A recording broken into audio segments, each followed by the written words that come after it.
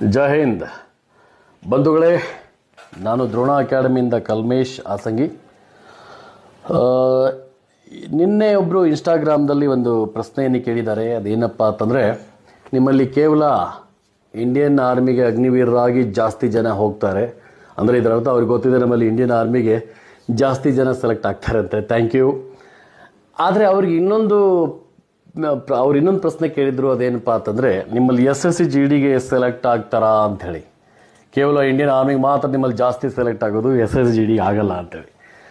So ಅವರಿಗೋಸ್ಕರ ಈ video ಮಾಡ್ತಾ ಇದ್ದೀನಿ.